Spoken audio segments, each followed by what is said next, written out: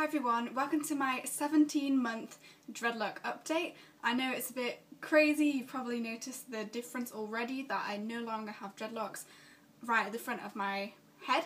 I'm gonna get onto that in just a minute. So it's 17 months since I started my twist and rip dreadlocks here, and it's 14 months since I started neglecting the top of my head. But what I'm going on to do now is I'm actually brushing out the top portion up here. I'm in the process of doing it, kind of been doing it over a month or so. I'm going to post quickly some kind of pictures of the dreadlocks that I took out, because a lot of them I was worried actually that I wasn't actually going to be able to get them out. If you've watched my other updates, a lot of my dreadlocks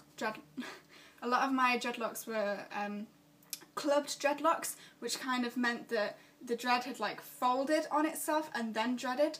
So if I was to cut the end of it just to kind of start loosening it so that I could brush it, then I would have been cutting off half the length. But I was able to undo these.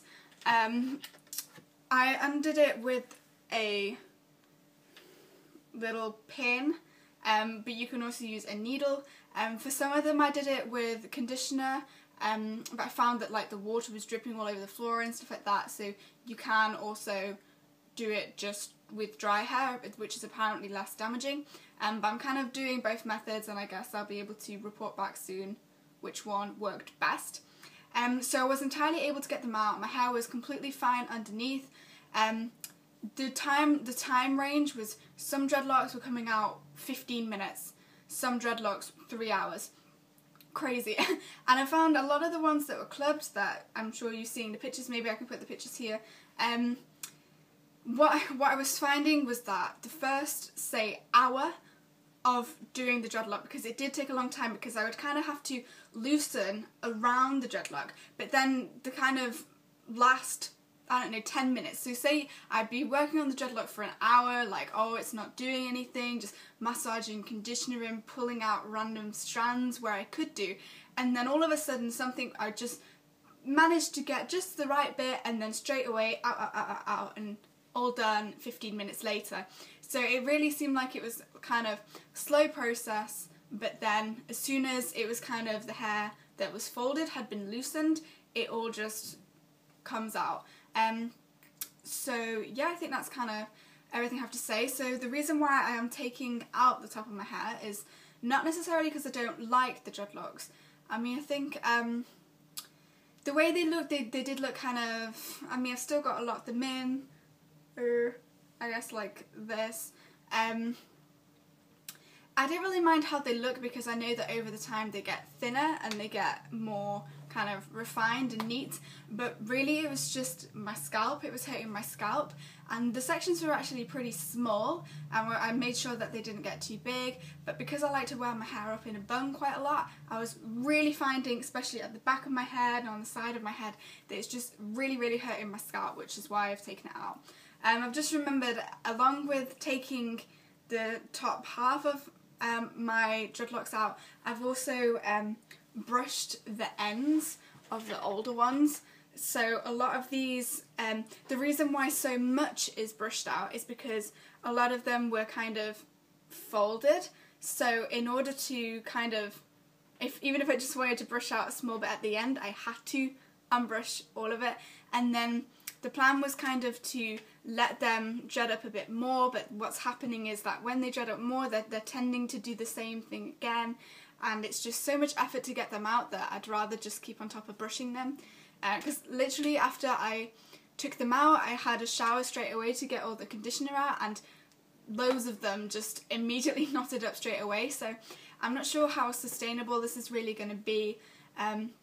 But I don't want to get rid of my dreadlocks really. I do want to get rid of the top dreadlocks.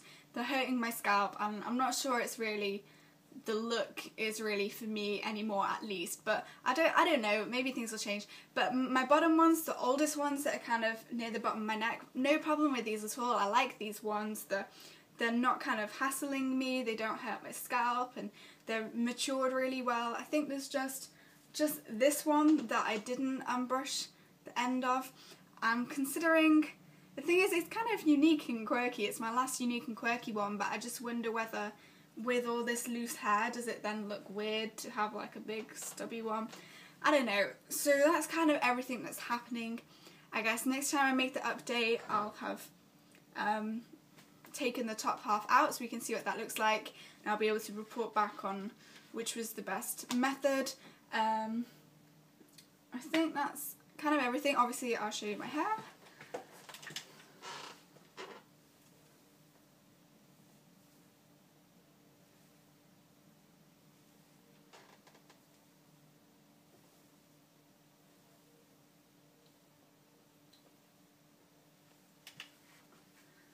I hope that was good enough. I mean, what I think I am going to do is the dreadlocks that are left that I have decided to keep, I might put some more beads on them, maybe decorate them a bit more, because that's kind of what attracted me to dreadlocks in the first place, was kind of that they were quite personal and you could make them pretty and stuff. So I think I am going to do that, especially now it's summer, just to kind of make the most of having them.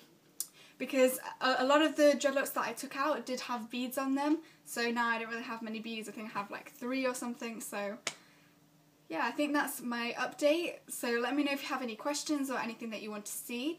I wasn't planning on filming any videos of taking the dreadlocks out because there is quite a lot on YouTube already, but if that is something that people really do want to see, then maybe. Okay, so thank you for watching, see you soon.